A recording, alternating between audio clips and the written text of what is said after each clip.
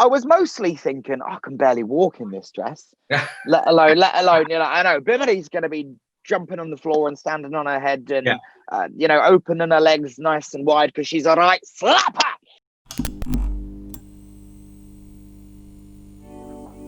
Hi, DJ, drag superstar and all-round icon and humble human being, Jodie Harsh here.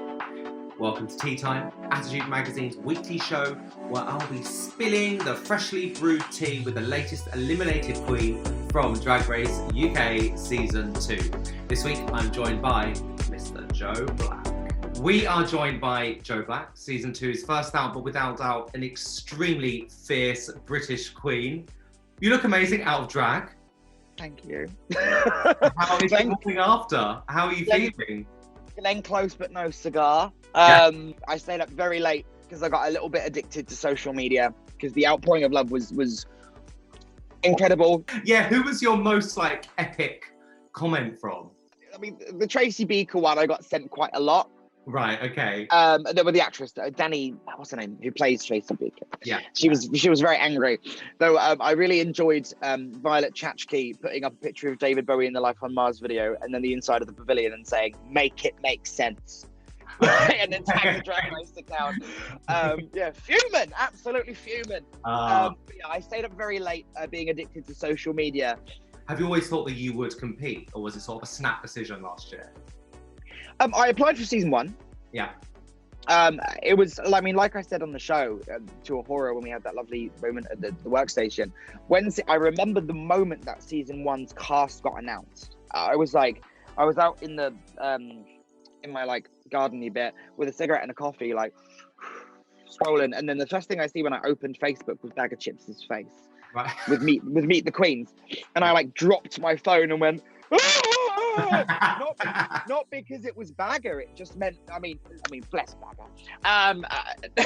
Not because it was Bag of Chips' face, but because Drag Race UK was happening. It's been rumoured for years. I mean, you were in a lot of the rumours. It's Jodie Harsh and Jonathan Ross have rights to Drag Race UK, and that was out of nowhere, randomly. I applied for season 1, but I actually did which season of the US? I applied for one of the US seasons, just wondering what the process was like, and I think it might have been 10. Okay. But you can't work in the US, so you can do it. And when you walked into the workroom for the first time, you knew a few of the queens. So was that sort of harder? When I was, walked in, Glenn Close looked rough, I'm posing, and I heard, "Yes, bitch," and then trying to remain composed, but thinking, I'm absolutely certain that's Ginny Lemon. I'm absolutely certain that's Ginny Lemon, while trying to pose and not be like, ah! I love Ginny so much, and then turning and seeing her outrageous yellow face. Yes. That was amazing. So it was. I'm not a particularly competitive person. That's the thing, which is hilarious considering I went on Drag Race. But I just looked around and I was like, wow, I like all these people. Yeah, this is going to be fun. Yeah. Yeah, I was like, oh, what a nice time we're having. And who do you think you'd have stayed closest to had you stayed in the show longer? It's Lawrence was probably the person that I knew the most. Lawrence and Ginny were the people that I was most familiar with. And then after the show, I've got very close with Tia. She's cool. Really, really, I love Tia. Yeah. She's so silly. I haven't seen anyone's confessionals or anything. Right. So seeing everyone really shine in that and being hilarious. And walking into the room as well, you were one of the most well-known queens entering the series. And so I guess a lot of the younger queens in the room admitted that they sort of look up to you. Yeah, Horror said that. That was beautiful. Yeah. So then when you had to lip sync, how did that feel? What was that moment like? I was mostly thinking, I can barely walk in this dress. let alone, I know Bimini's going to be jumping on the floor and standing on her head and, opening her legs nice and wide because she's a right slapper. Yeah. It was just like, you're wearing a 1700s inspired outfit and you have to lip sync to Frankie Goes to Hollywood. What has your life become? Yeah. I noticed that social media really lit up last night with viewers Mhm. fuming at the judges. I was the #1 trending thing on Twitter. Everyone was fuming. What would you say about the decision to go home first? I mean, someone's got to go home first, haven't they? Yeah. But you know, as sad as that is as a result, to go, oh my god, I'm the first out. It's everyone remembers the first out. I was going to say that exactly. Yeah. Everyone, you know, they don't necessarily remember the second or the third. Yeah. You know, even though they get more airtime, and it's also amazing to leave and people go, I don't want you to go, rather than overstaying your welcome. Yeah. Yeah. You know, Yeah. I'd much rather leave and people be furious than me leave and people go, that was the right time. I think there's a soft spot in everyone's hearts for the first one out as well. Well, I hope so. Yeah. Oh, you're a Brightonian, is that how you say I it? am. Yeah, I'm originally from Portsmouth. Yeah. So in my native accent would be, I'm like a natural like Pompey lad. Yeah. Was that down the docks? Yeah, no, like down the docks. Yeah, like my dad sells like secondhand like videos and stuff and like bikes and things. This is my impression of my brother. Right. Yeah, originally from Portsmouth, but now I've lived in Brighton for nearly 10 years now. Okay. Because it's you know, sort of queertopia it is. So what did you think about Liz Hurley's comments saying that your look was more Hampton Court than Brighton? Well, yeah, she said it was when I was there. She said, what was it? You know, I always think of the rightfully as Regency, which is all heaving bosoms and things, isn't it? And then she said, more I like your Elizabethan rough. I'm sorry, I've made her sound like Boris Johnson. Yeah, it does sound a bit doesn't she? You're lovely Elizabethan rough. Go home, stay home, welcome home if you can. Elizabethan rough, Regency, heaving bosoms. No, it was. I mean, Liz Hurley's pretty camp, isn't she? I think she could have told me I was a piece of shit, and I would have gone, thanks, Liz. Yeah. in your camp, loved you and bedazzled. Yeah.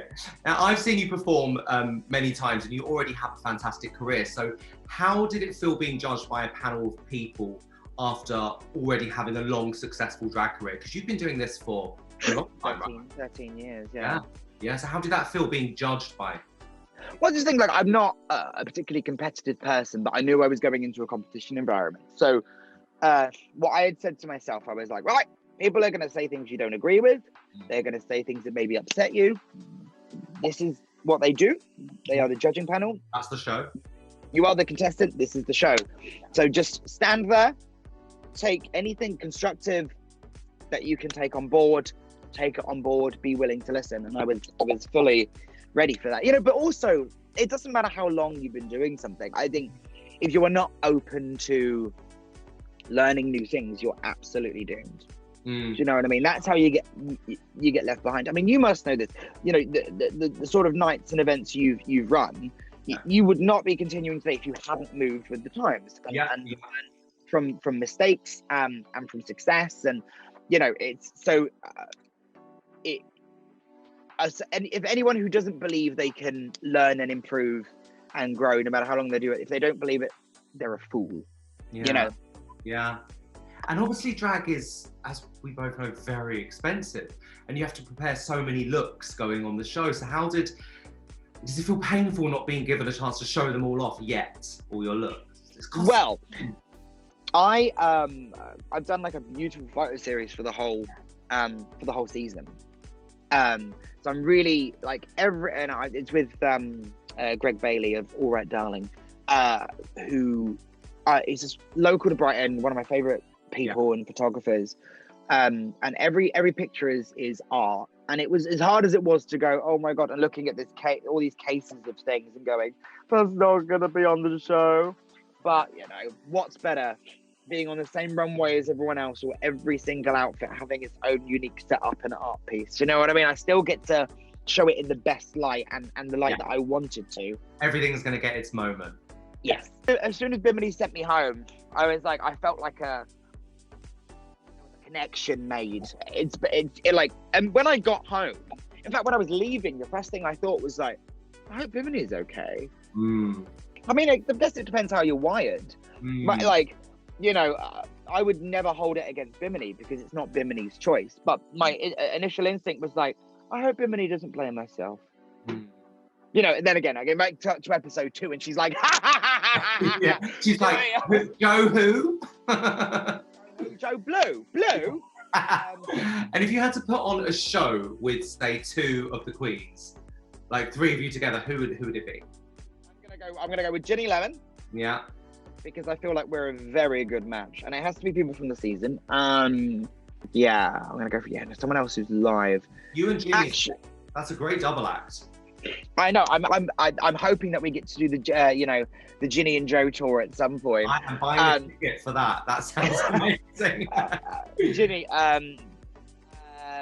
I'm gonna say Tia just for some camp pop Eurovision nonsense. But Ginny, the first time I met Ginny, I'm sorry to keep going on about Ginny Lemon. The first time I ever met her was Brighton Pride. It was the year that Britney Spears was headlining. Yes. And then me and Ginny did the Queertown stage, which was the live music stage. And then afterwards, me, her, and Alfie Ordinary, completely still in full drag. I managed to blag us into the VIP pit for Britney. By just lying to a series of security people at gates. Yeah. So imagine, if you will, me, Alfie Ordinary, and Ginny Lemon all in full drag. It's already too much. It's like in a field in Brighton watching Britney Spears. Like, incredible. That's camp. Was there a queen that you didn't see eye to eye with, do you feel? No, I'm quite... maybe it's naivety on my part, but I'm fairly agreeable with absolutely everybody. Yeah.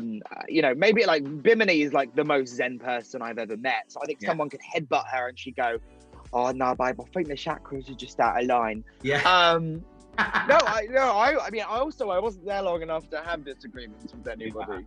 I'm one of these people that just smiles and goes, "Oh, isn't everybody wonderful?" Yeah. Who would you have done for Snatch Game? I auditioned with Mystic Meg. Oh. And Edith Piaf. Oh. There's somebody did Edith Piaf on Canada, Rita Baker did. But I brought, my main one that I brought was Tallulah Bankhead, who a lot of people go, who? Yeah. But she was an actress in the 30s who was banned from working in film because she was too outrageous. And she had this lovely, Kathleen Turner played her in a play. She has this kind of like raspy voice, darling. She called everybody darling. She couldn't remember anybody's names.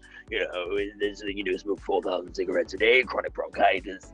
That kind of thing, And she was also part of a, very promiscuous group of bisexual women in Hollywood at the time. And I think, unsung queer icon. What did you not get to reveal about yourself on the series that you wish you could have sort of had a chance to share with the nation?